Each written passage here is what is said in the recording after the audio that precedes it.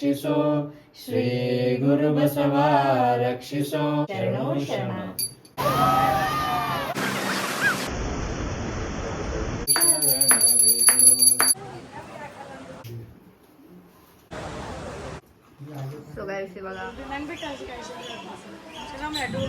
Hello my cute little subscribers, ಮತ್ತೊಮ್ಮೆ Neha Basavaraj YouTube ಚಾನಲ್ಗೆ ಎಲ್ರಿಗೂ ವೆಲ್ಕಮ್. ಬನ್ನಿ ಇವತ್ತಿನ ವ್ಲಾಗ್ನ ನಾವು ಸ್ಟಾರ್ಟ್ ಮಾಡೋಣ. ನಾನು ನಿಮಗೆ ಒಂದು ಬ್ಯೂಟಿಫುಲ್ ಆದ ಲೊಕೇಶನ್ಗೆ ಕರ್ಕೊಂಡು ಹೋಗ್ತಿದ್ದೀನಿ. ಅದು ಎಲ್ಲಪ್ಪ ಅಂದರೆ ಗಣಪತಿ ಫುಲೆ ಅಂತ. ಇದು ಮಹಾರಾಷ್ಟ್ರದ ರತ್ನಗಿರಿ ಜಿಲ್ಲೆಯಲ್ಲಿರುವ ಒಂದು ಸುಂದರವಾದ ಕರಾವಳಿ ಪಟ್ಟಣ ಮತ್ತು ಪ್ರಸಿದ್ಧವಾದ ಧಾರ್ಮಿಕ ಕ್ಷೇತ್ರವಾಗಿದೆ. ಆ್ಯಕ್ಚುಲಿ ಈ ಪ್ಲೇಸ್ಗೆ ನಾವು ಹೋಗಬೇಕಾದ್ರೆ ಫಸ್ಟು ನೆನಪಿಟ್ಕೊಳ್ಳಿ, ಅಡುಗೆ ವಸ್ತುಗಳೇನೆಲ್ಲ ಬೇಕು ಎಲ್ಲ ತೊಗೊಂಡು ಹೋಗಿ. ಬಿಕಾಸ್ ಅಲ್ಲಿ ಸಿಲಿಂಡರ್ ಪ್ರಾಬ್ಲಮ್ ಆಗಿರೋದ್ರಿಂದ ನಾವು ತುಂಬಾ ಸಫರ್ ಆಗಿದ್ವಿ. ಯಾವುದೇ ಹೋಟೆಲ್ಸಲ್ಲಿ ಏನು ಸಾಂಬಾರಾಗಲಿ ಏನು ನೀಟಾಗಿ ಒಂದು ದೋಸೆನೂ ಕೂಡ ಸಿಗ್ತಾ ಇರಲಿಲ್ಲ. ಮುಂಚೆ ಮನೇಲಿ ಏನೆಲ್ಲ ಮಾಡಿದ್ದೀವಿ ಅಂತ ತೋರಿಸ್ತೀನಿ ಬನ್ನಿ. ಸಿನ್ಸ್ ಯುಗಾದಿ ಟೈಮ್ ಆಗಿರೋದ್ರಿಂದ ನಾವು ಮನೆಯಲ್ಲಿ ಹೋಳಿಗೆ ಎಲ್ಲ ವೆರೈಟಿ ಅಡುಗೆ ಮಾಡ್ತಾಯಿದ್ರು. ಸೊ ಫಸ್ಟಿಗೆ ಪಕೋಡೆಗಳನ್ನು ಹಾಕ್ತಾ ಇದ್ದಾರೆ. ಇದನ್ನು ನಾವು ಬಜ್ಜಿ ಪಕೋಡೆ ಏನೋ ಕರಿತೀವಿ, ನಮ್ಮ ಕಡೆ ಪುಟ್ಕುಳಿ ಅಂತಲೂ ಕೂಡ ಕರಿತೀವಿ. ಸೊ ನೋಡಿ ಹೇಗೆ ಮಾಡ್ತಾ ಇದ್ದಾರೆ. ಇದು ಹೋಳಿಗೆ ಮಾಡೋ ಪ್ರೊಸೀಜರು. ನಮ್ಮ ಕಡೆ ಹೋಳಿಗೆ ಅಂತೀವಿ, ನಿಮ್ಮ ಕಡೆ ಹೋಳಿಗೆ ಅಂತೀರಾ. ಸೊ ಒಳಗಡೆ ಫಿಲ್ಲಿಂಗ್ ಹಾಕ್ತಾರೆ, ಸ್ವೀಟಾಗಿರೋ ಫಿಲ್ಲಿಂಗು, ಸೇಮ್ ಚಪಾತಿ ಥರನೇ. ಅದನ್ನು ಚೆನ್ನಾಗಿ ನೀಟಾಗಿ ಸ್ಪ್ರೆಡ್ ಮಾಡ್ಕೊಂಡ್ಬಿಡ್ತೀವಿ.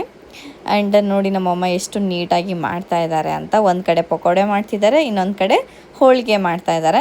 ಸೊ ಈ ಥರ ಒಂದು ಬಟ್ಟೆ ಹಾಕಿರ್ತಾರೆ ಆ್ಯಂಡ್ ಉಂಡೆನ ಮಾಡಿರ್ತಾರೆ. ಈ ಉಂಡೆಯಲ್ಲಿ ಇರುತ್ತೆ ಒಳಗಡೆ ಸ್ವೀಟು. ಸೊ ಇದನ್ನು ಇಟ್ಟು ಚಿಕ್ಕ ಮಾಡ್ತಾರೆ. ಸೊ ಫಸ್ಟ್ ಇವಾಗ ದೇವರಿಗೆ ಅಂತ ಎಲ್ಲ ಚಿಕ್ಕದಾಗಿರೋ ಹೋಳಿಗೆ ಮಾಡಿದ್ದಾರೆ. ಹಾಗೆ ಏನೆಲ್ಲ ನಾವು ಅಡುಗೆ ಐಟಮ್ಸ್ ಮಾಡ್ತೀವಿ ಎಲ್ಲ ದೇವರಿಗೆ ಅಂತ ಸ್ವಲ್ಪ ತೆಗೆದಿಡೋದು. ಅದಾದಮೇಲೆ ನಾವು ಊಟ ಮಾಡ್ತೀವಿ. ಸೊ ಫಸ್ಟು ನಾನು ಊಟ ಮಾಡಿದಾಗ ಏನೆಲ್ಲ ತಟ್ಟೆಲಿದೆ ತೋರಿಸ್ತೀನಿ ಬನ್ನಿ. ಸೊ ನೋಡಿ, ಇದೊಂಥರ ಹುಳಿ ಇರೋದು ಪಕೋಡೆ ಇದೆ, ಹಾಲಿದೆ, ಹಾಲು ಜೊತೆಗೆ ಹೋಳಿಗೆ ಜೊತೆಗೆ ಹಾಲು ತಿನ್ನೋದು, ಆ್ಯಂಡ್ ಪಾಪಡ್ ಇದೆ, ಸ್ವಲ್ಪ ರೈಸು. ಆ್ಯಂಡ್ ಇದು ಈವ್ನಿಂಗ್ ಸ್ನ್ಯಾಕು ಇವಾಗಲೇ ತೋರಿಸ್ಬಿಡ್ತೀನಿ. ಸೊ ಅದಕ್ಕಿಂತ ಮುಂಚೆ ನಾವು ಪೂಜೆ ಮಾಡಿದ್ದೀವಿ ಮನೇಲಿ. ಸೊ ಹೇಗೆ ಮಾಡಿದ್ದೀವಿ ನೋಡಿ. ಆ್ಯಕ್ಚುಲಿ ನಾವು ಹಬ್ಬ ದಿನ ಇತ್ತು, ಸೊ ಹಾಗಾಗಿ ಏನೋ ಒಂದು ಹೊಸ ಬಟ್ಟೆ ಹಾಕೋಬೇಕಂತ ಇತ್ತು. ಇದು ಲೂಸ್ ಆಗಿದೆ ನನಗೆ ಬಟ್ಟೆ, ಬಟ್ ಆಲ್ಸೋ ನಾನು ಅದನ್ನು ಹಾಕ್ಕೊಂಡಿದ್ದೀನಿ. ತುಂಬ ಟ್ಯಾನ್ ಆಗಿದ್ದೀನಿ, ಫುಲ್ ಫೇಸ್ ಎಲ್ಲ ಟ್ಯಾನ್ ಆಗಿಬಿಟ್ಟಿದೆ. ಆ್ಯಂಡ್ ನನ್ನ ತಮ್ಮ ಪೂಜೆ ಮಾಡ್ತಿರೋದನ್ನ ನಾನು ಫಸ್ಟ್ ಟೈಮ್ ನೋಡ್ತಾ ಇದ್ದೀನಿ. ಸೊ ಬೇಗ ಅವನೆಲ್ಲ ಏನು ಅನ್ಕೋತಾ ಇದ್ದಾನೆ, ಬೇಗ ಆಗಿಬಿಡಲಿ. ಹಾಗೆ ನಮ್ಮ ಅಪ್ಪನೂ ಭಜನೆ ಎಲ್ಲ ಸಾಂಗ್ಸ್ ಹಾಡ್ತಾ ಇದ್ದೀವಿ. ಬನ್ನಿ ಹೇಗೆ ಹಾಡ್ತಾರೆ ಅಂತ ಕೇಳಿಸ್ತೀನಿ ನಿಮಗೆ.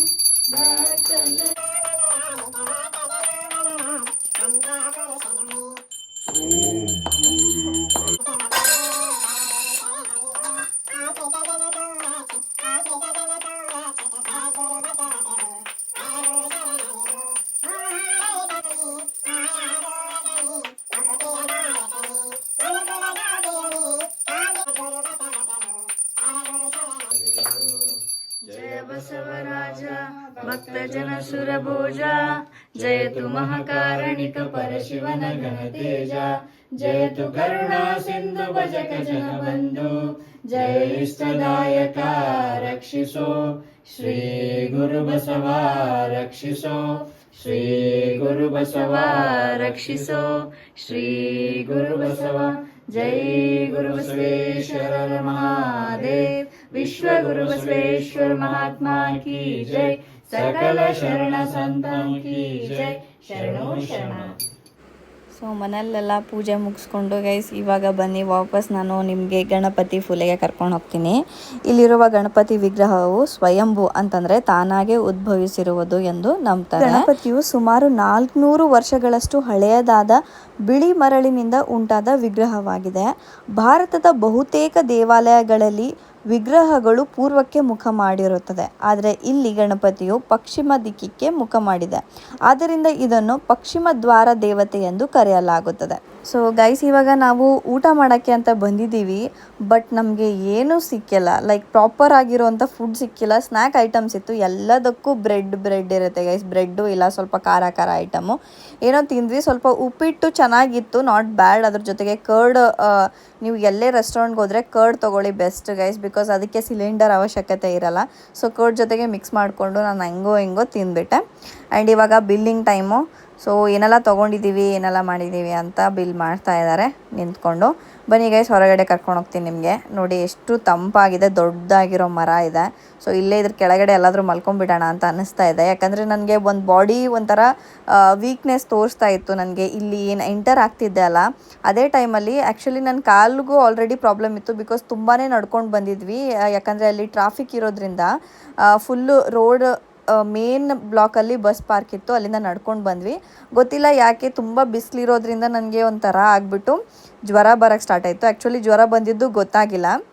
ಇದು ಒಂದು ಸೋಫಾ ಥರ ನನಗೇನೋ ಸಿಕ್ಕಿತ್ತು ಅಲ್ಲಿ ಬೆಂಚಲ್ಲಿ, ಹಾಗೆ ಮಲ್ಕೊಂಡ್ಬಿಟ್ಟೆ ನಾನು.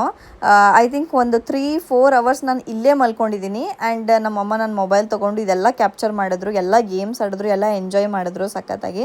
ನಂಗೆ ಕರೆದ್ರು, ಬಟ್ ನನಗೆ ಹೋಗೋಕ್ಕೆ ನನಗೆ ಶಕ್ತಿನೇ ಇರಲಿಲ್ಲ. ಒಂಥರ ನನಗೆ ವೀಕ್ನೆಸ್ ಆಗಿಬಿಟ್ಟಿತ್ತು. ಸೊ ನನ್ನ ಬಾಡಿ ರೆಸ್ಟ್ ಕೇಳ್ತಾಯಿತ್ತು. ಸೊ ಹಾಗಾಗಿ ನಾನು ಅದು ಬೆಂಚ್ ಮೇಲೇ ಮಲ್ಕೊಂಡ್ಬಿಟ್ಟಿದ್ದೆ.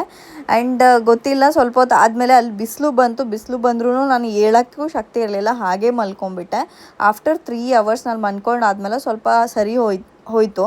ಬಟ್ ಅಂದ್ರೂ ನನ್ನ ತಮ್ನೇಲ್ಗೆ ಇವತ್ತೇನು ವ್ಲಾಗೇ ಮಾಡಿಲ್ಲ ಅಲ್ಲ, ಇಲ್ಲಿ ಬಂದು ನಾನು ಎಂಜಾಯ್ನೂ ಮಾಡಲಿಲ್ಲ ಅಲ್ಲ ಅಂತ ತುಂಬ ಬೇಜಾರಾಯಿತು. ಬಟ್ ನಮ್ಮಮ್ಮ ಸ್ವಲ್ಪ ಕ್ಯಾಪ್ಚರ್ ಮಾಡಿದ್ದಾರೆ ಇದೆಲ್ಲ ಅಂತ ಸ್ವಲ್ಪ ಖುಷಿ ಆಯಿತು.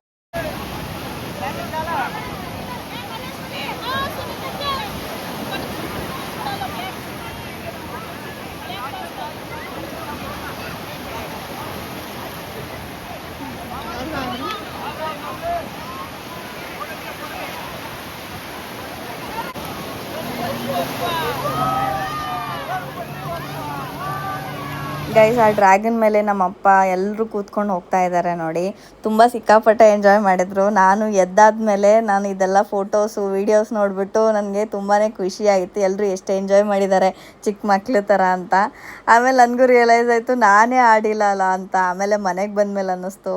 ಬಟ್ ಏನು ಮಾಡೋಕ್ಕಾಗಲ್ಲ, ಆ ಸಿಚುವೇಷನಲ್ಲಿ ನಾನು ಹೆಲ್ತ್ ಸಪೋರ್ಟ್ ಮಾಡಿರಲಿಲ್ಲ. ಹೆಲ್ತ್ ಸಪೋರ್ಟ್ ಮಾಡಿದರೆ ನಾನು ಖಂಡಿತ ಎಲ್ಲ ಗೇಮ್ಸ್ನ ಆಡಿ ಫುಲ್ ಜಾಲಿಯಾಗಿ ವ್ಲಾಗ್ ಮಾಡ್ತಿದ್ದೆ ನಿಮಗೋಸ್ಕರ. ಬಟ್ ಇದೊಂದು ಟೈಮ್ ಗೈಸ್, ಇದೇ ಥರ ವ್ಲಾಗ್ ಕ್ಯಾಪ್ಚರ್ ಮಾಡಿದ್ದನ್ನ ನೋಡ್ಕೊಂಡ್ಬಿಡಿ. ನೆಕ್ಸ್ಟ್ ಟೈಮ್ ಖಂಡಿತ ಹೋಗ್ಬಿಟ್ಟು ಚೆನ್ನಾಗಿ ಎಂಜಾಯ್ ಮಾಡಿ, ಏನೆಲ್ಲ ರೈಡ್ಸ್ ಇರುತ್ತೆ, ಎಷ್ಟು ಬಜೆಟಲ್ಲಿರುತ್ತೆ ಅಂತ ನೀಟಾಗಿ ನಾನು ಮೆನ್ಷನ್ ಮಾಡ್ತೀನಿ, ಓಕೆನಾ?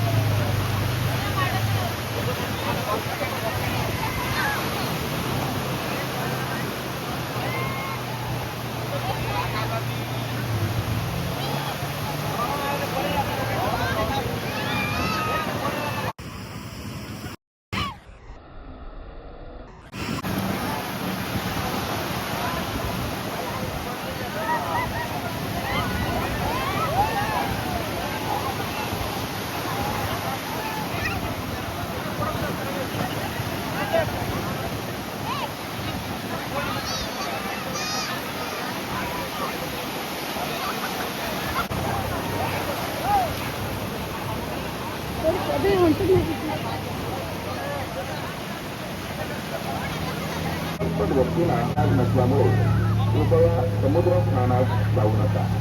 जायचे असल्यास समुद्राच्या भरती ओहोटीबाबत पूर्ण माहिती घेऊनच स्नानास जा. समुद्र स्नानास जाताना आपले कपडे, मौल्यवान वस्तू यांची चोरी होणार नाही याची खबरदारी घ्या. लहान मुलांना समुद्रात जाऊ देऊ नका. पालकांनी त्याबाबत काळजी घ्या. स्त्रियांनी आपले दागिने व मौल्यवान वस्तू सांभाळा. ಸೊ ಜಾಸ್ತಿ ಏನಿಲ್ಲ ಗೈಸ್, ಈ ವ್ಲಾಗ್ ಎಲ್ಲ ಗೇಮ್ಸ್ ನೋಡ್ಬೋದು. ಅಲ್ಲಿ ಮಲ್ಕೊಂಡು ಆಡ್ತಾ ಇದ್ದಾರಲ್ಲ, ಸೊ ಇಲ್ಲಿರೋ ಎಲ್ಲ ಗೇಮ್ಸ್ನ ಆಡಿದ್ದಾರೆ. ಯಾವ ಗೇಮ್ ಎಷ್ಟು ಪ್ರೈಸು ಅಂತ ನನಗೆ ನೀಟಾಗಿ ಗೊತ್ತಿಲ್ಲ. ಸೊ ಹಾಗಾಗಿ ಎಲ್ಲೂ ನಾನು ಮೆನ್ಷನ್ ಮಾಡೋಕ್ಕೆ ಹೋಗಿಲ್ಲ. ನೆಕ್ಸ್ಟ್ ಟೈಮ್ ಹೋದಾಗ ಖಂಡಿತವಾಗ್ಲೂ ನಾನು ದೇವಸ್ಥಾನದ ಏನು ಸ್ಪೆಷಾಲಿಟಿ ಇದೆ, ಅಲ್ಲಿ ಹೇಗೆ ಹೋಗಬೇಕು, ಎಷ್ಟು ಎಂಟ್ರಿ ಇರುತ್ತೆ, ಆಮೇಲೆ ಏನೆಲ್ಲ ಗೇಮ್ಸ್ ಆಟ ಆಡೋಕ್ಕೆ ಸಿಗುತ್ತೆ ಅಂತ ನೀಟಾಗಿ ನಿಮಗೆ ನೆಕ್ಸ್ಟ್ ಟೈಮ್ ಖಂಡಿತವಾಗ್ಲೂ ವ್ಲಾಗ್ ಮಾಡಿ ಹಾಕ್ತೀನಿ. ಈ ಟೈಮ್ ನನಗೆ ಕ್ಷಮಿಸ್ಬಿಡಿ. ಆ್ಯಂಡ್ ಆಲ್ಸೋ ಸಿಲಿಂಡರ್ ಪ್ರಾಬ್ಲಮ್ ಆಗಿರೋದ್ರಿಂದ ಅಲ್ಲಿ ಊಟದ ವ್ಯವಸ್ಥೆನೂ ಇರಲಿಲ್ಲ. ಸೊ ಹಾಗಾಗಿ ಏನೂ ಗೊತ್ತೇ ಆಗಲಿಲ್ಲ. ಆ್ಯಂಡ್ ಆಲ್ಸೋ ತುಂಬಾ ಬಿಸಿಲಿತ್ತು. ಸೊ ನೆಕ್ಸ್ಟ್ ಸೀಸನ್ಗೆ ಬಂದು ಚೆನ್ನಾಗಿ ಎಂಜಾಯ್ ಮಾಡೋಣ ಗೈಸ್. ಈ ವ್ಲಾಗ್ ನಿಮಗೆಲ್ಲ ಇಷ್ಟ ಆಗಿದೆ ಅಂತ ಅನ್ಕೋತೀನಿ. ಆ್ಯಂಡ್ ನಾವು ಮುಂದಿನ ವ್ಲಾಗಲ್ಲಿ ಸಿಗೋಣ. ಅಲ್ಲಿವರೆಗೂ ನನ್ನ ಚಾನಲ್ಗೆ ಯಾರೆಲ್ಲ ಸಬ್ಸ್ಕ್ರೈಬ್ ಆಗಿಲ್ಲ ಹೋಗಿ ನನ್ನ ಚಾನಲ್ಗೆ ಸಬ್ಸ್ಕ್ರೈಬ್ ಮಾಡಿ ಗೈಸ್. ಟೇಕ್ ಕೇರ್, ಬಾಯ್.